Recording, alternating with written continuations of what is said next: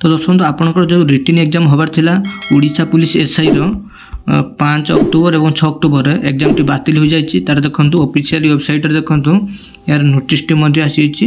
बर्तमान आपड़ जब एडमिट कार्ड डाउनलोड करने जी तो देखो ये लिखिदेव देखो आपंकर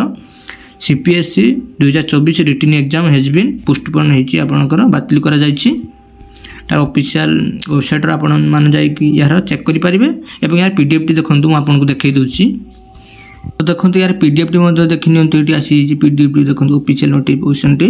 देखो ये लिखाई कौन 5/10/2025 6/10/2025 आपंकर जो एग्जाम डेट हबार था कैंसल हो जाइए यार बर्तमान